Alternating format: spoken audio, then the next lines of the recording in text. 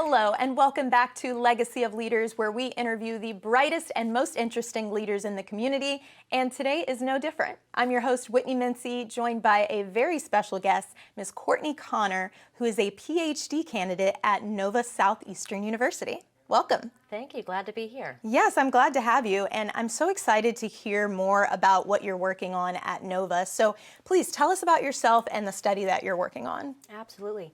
So I am a manager for EMS support and system emergency management for a local health system here in Jacksonville. A little bit about myself. I'm also an attorney. I practiced insurance defense prior to transitioning to healthcare.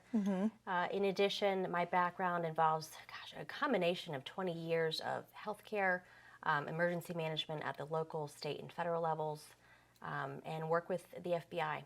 Wow. Yes. Very interesting. It you has saved the been. best one for the end. I did. A little bit of a punch there. Yeah. So in terms of this study, what I'm working on is to identify factors that could serve as a foundation of a standard for healthcare disaster preparedness for Florida hospitals. So allow me to analogize that a little bit. So when a student signs up for a class, the very first thing that he or she is going to look at is the grading rubric to identify, okay, what are the requirements for me to achieve either an A, B, C, or D in a class. Those requirements set the standard for each grade level. In a very similar way, I'm trying to identify those requirements that underlie a standard for healthcare disaster preparedness for Florida hospitals. Wow, that sounds extremely groundbreaking. So tell us a little bit about the impact that this study will have.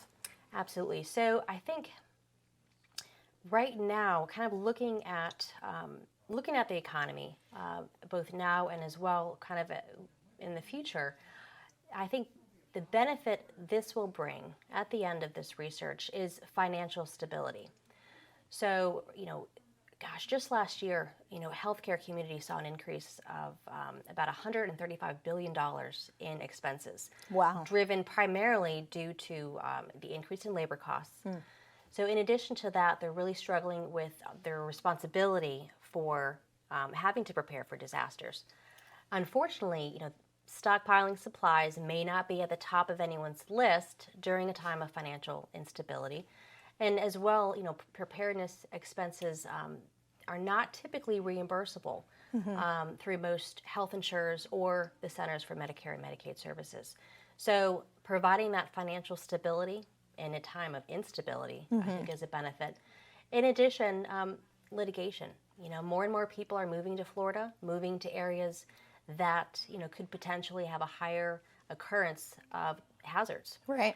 Which also could lead to a rise in litigation involving our healthcare community. Wow. So, it brings transparency, and clear expectations, both for someone who might bring litigation against a hospital, what duty is owed to me, and on the flip side, for hospitals, what is the standard that they need to meet so that they have a reasonable opportunity to meet that standard. And so why is now the best time to be researching this topic? So in addition to those increasing costs, those expenses, Florida, specifically with Florida, the cost of litigation is just staggering. We in Florida spend, roughly $50 billion a year in litigation alone. Wow. Which is really, it's remarkable. So in addition to, like I said, the movement, the migration of people here, the increase of costs, and also the threat of litigation, because we're also seeing more and more hazards, speaking of natural hazards and hurricanes, and especially for this particular state, it's an increased threat. So now is the time to find that financial stability for, like I said, both sides of the aisle, and also to provide that transparency and those clear expectations. Well, we're almost out of time, but I would love to know, for the people that are watching, what does an ideal research participant look like for you? So I am still looking for research participants, and in the state of Florida, if you are an emergency management professional with at least 1 year experience that works for a hospital, you're eligible to participate. And importantly, participation is completely anonymous. No to know. names are associated, no identifying information is associated with this research. It's just an hour and a half interview that's recorded, and I just want to learn about their experience with healthcare and with disasters. Great. Yeah. Well, thank you so much for being here.